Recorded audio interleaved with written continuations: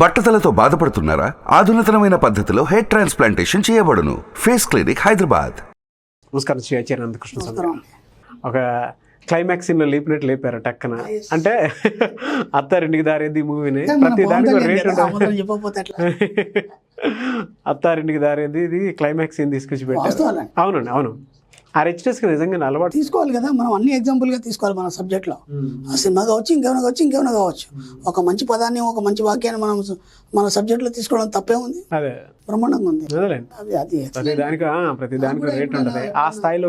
ఏదైనా నేను ఆలోచిస్తున్నప్పుడు ఎప్పుడైనా నాకు కొద్దిగా డిసప్పాయింట్ మోడ్ వచ్చినప్పుడు కానీ, లేదంటే మనిషి అయినప్పుడు కొన్ని వస్తుంటాయి. అప్పుడు ఎన్నో చూస్తున్నప్పుడు కొన్ని వస్తుంటాయి. వచ్చినప్పుడు నాకు ఆ డైలాగ్ గుర్తుకొస్తుంది ఖచ్చితంగా. అందుకే చెప్పాను, అది అందరికి ఇన్స్పిరేషన్ ఉంటుంది ఆ డైలాగ్. అవును, అవును. దానికి త్రివిక్రమ్ గారికి మరి కృతజ్ఞతలు. Thank you so much sir. మనకి నేను ఈ విషయంలో కొన్ని ఖచ్చితంగా చెప్పదలుచుకున్నాను. ఎందుకంటే నాకు చాలామంది కాల్స్ చేయడం, అలాగే ఈ పిచ్చి పిచ్చి క్వశ్చన్లు అడగడం, వీటిని మీరు మర్చిపోండి. నేను చెప్పేవాటి కొన్ని ఉన్నాయి ఈ వీడియోలో, వీటిని మీరు ముందు మర్చిపోండి. మర్చిపోతేనే మీరు బాగుపడతారు. లేకపోతే జీవితం మొత్తం అలాగే మొత్తం ఎటు కాకుండా పోతుంది మీకు. చాలామంది ఏమడుగుతారంటే ఆకస్మిక ధనప్రాప్తి. దీని విషయంలో మనకి అఫర్మేషన్ చేయడం వల్ల డబ్బు ఎలా వస్తుందనేది మనం దాదాపు ఎన్నో ఎగ్జాంపుల్స్ చెప్పాం. క్లాసుకు కూడా వచ్చారు, విన్నారు, చేశారు. కానీ వీళ్ళు ఏమనుకుంటున్నారంటే ఆకస్మిక ధనప్రాప్తి కానీ లేకపోతే అఫర్మేషన్ చేయడంలో కొన్ని తప్పుగా చేస్తున్నారు. ఆకస్మిక ధనప్రాప్తి అంటే ఏదో వాళ్ళ ఇంట్లో ఏదో నిధి ఉంది, లేదా ఎక్కడో పాడుబడినటువంటి కోటలో ఏదో నిధి ఉంది, అలాంటివి వస్తాయా అండి ఒకటి. ఇంకా కొన్ని పిచ్చి పిచ్చి పనులు ఉన్నాయి. మనం బ్లఫ్ మాస్టర్లో చూపించారు, బ్లఫ్ మాస్టర్ సినిమాలో ఎక్సలెంట్గా చూపించారు ఎలా మోసం చేస్తారు. రైస్ పుల్లింగ్ అనే పిచ్చి పిచ్చి అవన్నీ ఉన్నాయి.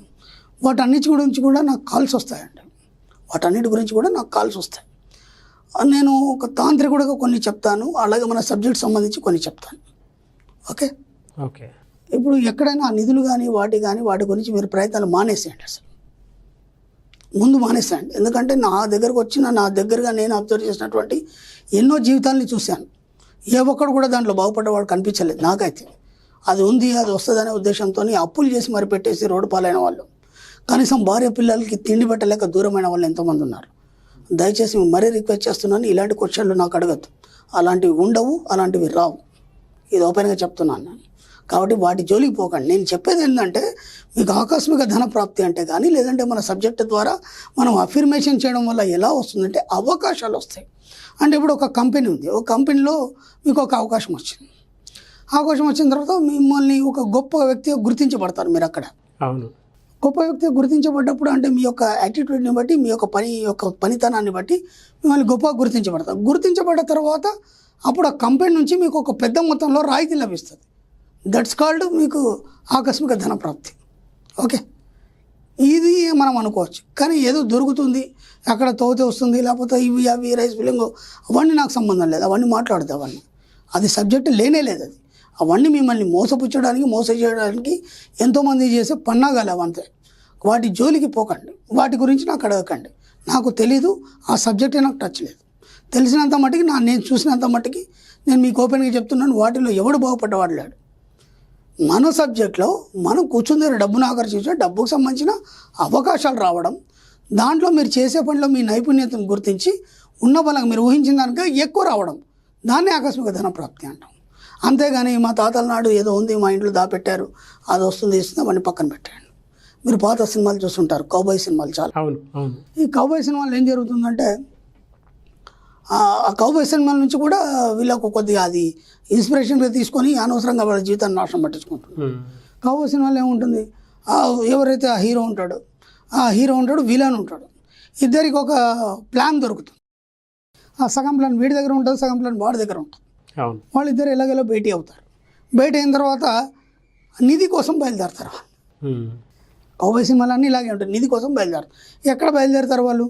ఆ సముద్రంలోంచి ఎడారి ప్రాంతంలో గుర్రాలు వేసుకొని, ఆ టెంట్లు వేసుకొని, ఆ మధ్యలో ఎన్నో ఈదురుగాలులు రావడం, తుఫాన్లు రావడం, వీటన్నిటిని ఓర్చి చేసుకొని అన్నిటికీ అవి వాళ్ళు అలవాటు అయిపోయి ఆ నిధి దగ్గరికి బయలుదేరుతారు. నిధి దగ్గర బయలుదేరిన తర్వాత ఏం జరుగుతుంది, అక్కడ ఏదో వాళ్ళిద్దరికి డిస్టర్బెన్స్ వస్తుంది, దానికోసం కొట్టుకొని చచ్చిపోవడం. ఇంత తప్ప అది పర్ఫెక్ట్గా నిధి దొరికినట్టు ఎక్కడ ఉండవు. మనకు ఇంకో పాత ఇంగ్లీష్ సినిమా ఉంది, మెకనైజ్ గోల్డ్ అని చెప్పేసి. అవును. ఇప్పుడు అలాగే వీళ్ళు కూడా బయలుదేరడం చేయడం వెళ్ళిన తర్వాత పెద్ద బంగారు గనులు కనిపిస్తాయి. ఇప్పుడు మీరు అక్కడికి అంతా అలసిపోయి విసిగి వేసారిపోయి అక్కడికి వెళ్ళేసరికంటే పెద్ద బంగారు గనులు కనిపించాయి. ఇప్పుడు మరి వాటిని ఎక్కడ తవ్వుకొస్తారు, ఎక్కడ మోసుకొస్తారు అవన్నీ? మీరు వెళ్ళారు గుర్రం మీద, వచ్చిన సంచి వేసుకొని బయలుదేరారు, అవన్నీ ఎక్కడ వేసుకొని వస్తారు? ఏమైనా మీనింగ్ ఉందా? మీరు దేనికోసం వెళ్ళారు, అసలు ఏంటి? ఇవన్నీ ఎలా ఉంటాయంటే అభూత కల్పనలు. అంటే ఒక రచయిత తన కలిగినటువంటి ఒక ఆలోచనని ఒక స్టోరీ రూపంలో పెట్టేసి మీకు చూపించడం తప్ప అవి నిజాలు కావు. ఇవి బాగా గుర్తుంచుకోండి. కాబట్టి ఇక్కడ ఏం చేస్తున్నారంటే మీకు తెలియనటువంటి నిధి కోసం ఆకస్మిక ధన ప్రాప్తని లేకపోతే ఇంకేదో అని చెప్పేసి మీరు అందరూ ఏం చేస్తున్నారు, దానికోసం పరుగులెడుతున్నారు. ఎంత పరుగులెడుతున్నారంటే మీ జీవితాన్ని కూడా మర్చిపోతున్నారు. అసలు మీరు ఏం చేయాలి, మీరు ఇక్కడికి ఎందుకు వచ్చారు, మీరు వచ్చిన తర్వాత మీ కర్తవ్యం ఏంటి, మీ బాధ్యతలు ఏంటి, ఇవన్నీ మర్చిపోయి వాటన్నిటిని పక్కన పడేసి భార్య పిల్లల్ని కూడా అసలు పట్టించుకోకుండా పాపం వాళ్ళ కనీస అవసరాలు తీర్చకుండా వాటిలో మభ్యపడి వాటి పెట్టి పరుగులెత్తేసి మీ జీవితం మొత్తం స్మాష్ చేసుకుంటున్నారు. చివరికి వస్తే మీ ఏజ్ అంతా అయిపోయి తిరిగి చూస్తే మీరు సాధించింది ఏం లేదు. దాని మీద పెద్ద పెద్ద లెక్చరర్లు ఇస్తారు, పెద్ద పెద్ద ఉపన్యాసాలు ఇస్తారు, మీరు ఏమైనా సాధించారంటే ఏమి లేదు. దానికి మళ్ళీ ఇంకా అప్పులు తెచ్చిపెట్టడం, మీరు బతకడమే కష్టం అయితే ఇంకా దానికి అప్పులు తెచ్చిపెట్టడం, రేపు వస్తుంది ఎల్లుండి వస్తుంది. కాబట్టి నిధి ఎక్కడో బయట లేదు, ఎక్కడో ఎత్తుకుంటా మీరు పోనవసరం లేదు. నిధి అనేది మీ అంతర్లీనంగా ఉంది, అనంతమైన నిధి ఉంది మీ అంతర్లీనంగా. ఎంత నిధి ఉంది అంటే ఆ బంగారు కుండలన్నీ మీ లోపలనే ఉన్నాయి. నేను దీని మీద ఒక ఆర్టికల్ కూడా రాశాను, గతంలో మనం చదివాం టీవీలో. బంగారు నిధి ఎలా ఉంది, అక్కడ మీరు కూర్చున్నారు, ఒక మంచి సింహాసనం వేసుకొని కూర్చున్నారు, మీకోసం ఎంతోమంది సేవకులు ఎదురు చూస్తున్నారు. ఆ నిధిని మీ లోపల దర్శించండి. ఎప్పుడైతే మీ లోపల ఐశ్వర్యం సంపద ఏదైతే మీరు దర్శిస్తారో, డబ్బు కావచ్చు, సంపద కావచ్చు, ఐశ్వర్యం కావచ్చు, అంత గొప్ప నిధి అంతా మీ లోపలనే ఉంది. దాన్ని ఎప్పుడైతే మీ లోపల చూస్తారో అది బహిర్గతమై మీ ముందు భౌతిక రూపంలో ఉంటుంది. ఇది టెక్నిక్ అండి, ఇది సూత్రం. ఇది మీ అంతర్లీనంగా దర్శించే ఏ నిధి, ఐశ్వర్యం, డబ్బు, సంపద ఏదైనా కావచ్చు, అది భౌతిక రూపంలో మీ ముందు ఉంటుంది. దానికి మనం క్లాస్లో దానికి ఒక సిద్ధాంతం ఉంది, క్వాంటమ్ సిద్ధాంతం ఉంది. అది ఎలా మనకు పాసిబుల్ అవుతుంది, సైన్స్ పరంగా కూడా మనం నిరూపించాలి కదా. డబ్బు సంపద మీ దగ్గరికి ఎలా వస్తుంది, మనకు సిద్ధాంతాలు ఉన్నాయి. ఆ సిద్ధాంతం ప్రకారం, ఆ సూత్రాల ప్రకారం మీకు చెప్పడం జరుగుతుంది. అప్పుడు ఆ సిద్ధాంతం సూత్రం అనేది కరెక్ట్గా ఉంటుంది కదా. దాని ప్రకారం ప్రయత్నించడం వల్ల ఏమవుతుందంటే మీ యొక్క ఆలోచనలు ఒక నిధిపై కానీ, లేదంటే ఒక నిధి అంటే డబ్బు, సంపద, ఐశ్వర్యం అంతే, వాటి మీద మీరు ఎలా ఊహించుకుంటారు, వాటిని మీరు ఎలా తయారు చేసుకుంటారు, అవన్నీ మీకు భౌతిక రూపంలో మీరు పొంది ఆ ఆనందాన్ని, ఐశ్వర్యాన్ని మీరు పొందగలుగుతారు. అంతేగాని వాటి కోసం వెతుక్కుంటూ మీ సమయం, డబ్బు వృధా చేసుకోకండి, జీవితాన్ని అంతకన్నా వృధా చేసుకోకండి. అవి రావు, అవన్నీ అభూత కల్పనలు. ఎవరు మిమ్మల్ని మోసపుచ్చడానికి చెప్పే కథలే తప్ప ఇది నిజమని ఎప్పుడు నమ్మకండి. అలా నమ్మిస్తారు కూడా మిమ్మల్ని, ఖచ్చితంగా ఏవో చెప్పేస్తారు, మిమ్మల్ని నమ్మిస్తారు. దయచేసి వాటి జోలికి పోకండి, అలాంటివి ఏమీ లేవు. నాకు కూడా అలాంటి ఫోన్లు చేయకండి, అలాంటి ప్రశ్నలు లేకండి. ఎప్పుడు కూడా అలాంటి నేను వాటి జోలికి పోవద్దు, మీ జీవితాన్ని నాశనం చేసుకోవద్దు, నాకు డిస్టర్బ్ చేయకండి దయచేసి. ఓకే ఫ్రెండ్స్, ఓపెన్గా చెప్తున్నా, ఆ నిధి ఏదైతుందో మీ లోపలనే ఉంది. ఒక్కసారి అంతర్లీనంగా మంచి మనీ మెడిటేషన్ చేయండి, మీకు ఏమేమి కావాలో అఫర్మేషన్ చేయండి, అవన్నీ మీరు పొందండి. ఎంత డబ్బు కావాలా, ఎంత సంపద కావాలి, ఎంత ఐశ్వర్యం కావాలి, ప్రతిదానికి మీరు లెక్కలు వేసుకోండి. ఆ లెక్కలు కూడా మనం ఎలా ఖర్చు పెట్టాలి అది కూడా లెక్కలు చెప్పుకున్నాం.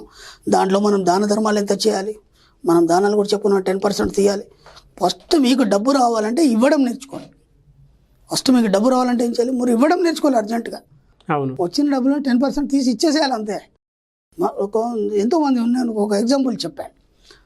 ఏమయ్యా నువ్వు ప్రతి నెల మన సబ్జెక్ట్లో బంగారం కొనాలి, మరి ఇంతవరకు ఆయన డెవలప్మెంట్ లేదు. నా దగ్గరకు వస్తేనే అన్నాను, మరి ఎందుకు డెవలప్మెంట్ లేదు, 2-3 క్లాసులు వచ్చావు కదా, మరి ప్రతి నెల బంగారం కొంటున్నావు కదా. కొంటున్నాను గురుగారు. ఇప్పటివరకు ఎంత కొన్నావు? ఒక 5-10 తులాలు కొన్నాను. ఏది మరి నీ పైన ఒకటి కూడా కనిపించదు, ఒక రింగ్ లేదు, ఒక చైన్ లేదు, ఒక బ్రాస్లెట్ లేదు. మీరు కొనమన్నారు, నేను తీసి పక్కన పెడుతున్నానండి. ఆవిడ ఏం చేస్తాం, పూజ చేసుకుంటావా? కొని నువ్వు అవి వస్తు రూపంలో నువ్వు అనుభవించడానికి కదా అవన్నీ చేసుకున్నది. అప్పుడు నీ శరీరానికి అలంకరిస్తే నీ ఆత్మసంతృప్తి చెందుతుంది. ఓహో, నన్ను ఇంత బాగా అలంకరించాడే, నాకు ఇంత బాగా ఇచ్చేసాడే, కాబట్టి ఇప్పుడు నేను ఇంతకంటే తనకి ఇవ్వాలి అనే ఆలోచన వచ్చి నీ యొక్క ఇన్నర్ మైండ్ నీకు ఇవ్వడం మొదలవుతుంది. ఎలా ఇస్తుంది? ఇన్నర్ మైండ్ ఎప్పుడు విశ్వంతో కనెక్ట్ అయి ఉంటుంది. అప్పుడు మీరు కోరుకునే విశ్వం ద్వారా మీకు ఇవ్వబడుతుంది. అంతే, సింపుల్ థింగ్. అంతేగాని ఎక్కడో నిధి ఉంది అని పరిగెత్తడం కానీ, లేకపోతే అదే వాడేవాడే చెప్పాడు, వీడేవాడే చెప్పాడు, మా తాత పురాణంలో మా రాజు ఉండే, మా ఇక్కడ దాపెట్టాడు, ఇవన్నీ పిచ్చి పిచ్చి ఏమి నమ్మకండి. అవన్నీ ఉండవు, అవి రావు, అవి లభించవు. అవన్నీ వేస్ట్ మాటలు. అనవసరమైన టైంని వేస్ట్ చేసుకోకండి, మీ డబ్బును వేస్ట్ చేసుకోండి, మీ జీవితాన్ని అంతకన్నా వేస్ట్ చేసుకోండి. మరీ చెప్తున్నాను, ఈ క్వశ్చన్ల మీద నేను ఏం ఆన్సర్ చెప్పండి, నాకు ఎవరు ఫోన్లు కూడా చేద్దండి, ఎందుకంటే నాకు ఎక్కువైపోయినాయి ఫోన్లు, అందుకని నేను ఓపెన్గా టీవీలో చెప్పేస్తున్నాను. షూర్ సార్, రైట్ అండి, మంచి క్లారిటీ ఇచ్చినందుకు thank you so much Shri Acharya Anantakrishna Swami garu. Thank you అండి.